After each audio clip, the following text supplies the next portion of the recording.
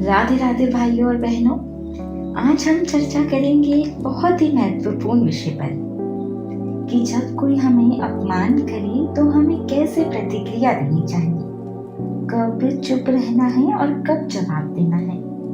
तो ऐसे ही एक प्रश्न का उत्तर देते हुए प्रेमानंद जी महाराज ने कहा कि जब कोई हमारे सामने गाली देता है, अपमान करता है या हमारे साथ अनुचित व्यवहार करता है तो हमारी पहली प्रतिक्रिया क्रोध या प्रतिशोध नहीं होनी चाहिए। सबसे पहले बात करते हैं क्षमा के महत्व की।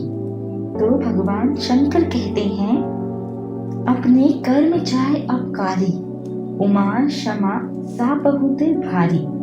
यानी कि अगर हम किसी को क्षमा कर देते हैं तो हमारी क्षमा उस व्यक्ति के ऊपर सांप के विष से भी अधिक प्रभावशाली होती है। तो समझिए भाइयों और बहनों, यदि हम तुरंत प्रतिक्रिया दें, लड़ाई करें, झगड़ा करें या हिंसा करें तो हम अपने ही बंधनों में फंस जाएंगे। आप समझते हैं कि चुप रहने का आध्यात्मिक फल क्या होता है। तो हम सोचते हैं कि अगर हम चुप रहेंगे तो सामने वाला और भी गाली देगा, मगर प्रेमानंद जी महाराज कहते हैं, चुप रहो, सुनो और अपना कर्म भगवान पर छोड़ दो। जब हम सहते हैं और शांत रहते हैं तो वो व्यक्ति अपने कर्मों का फल भुगतता है।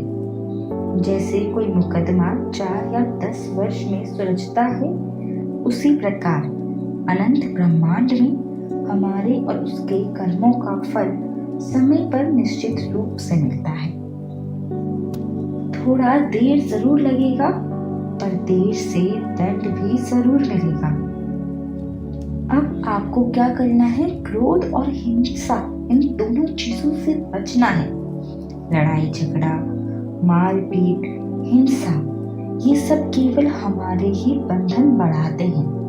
अगर कोई गाली दे तो चुप रहो, अगर अपमान करे तो सहकर वहां से चले जाओ, हिसाब भगवान पर छोड़ दे। अब ऐसा क्यों?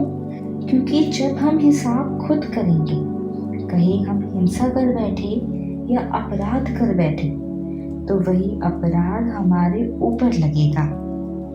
तो प्रेमानंद जी महाराज कहते हैं, थोड़ा दुख सहना बेहतर है बजाय इसके कि आप तुरंत क्रोध में फंस जाएं। कोई गाली दे आप सहे, अपमान सहे, पर मन में शिकायत ना रखें। भगवान के सामने हमेशा प्रार्थना करें और नाम जप करते रहें। राधे राधे।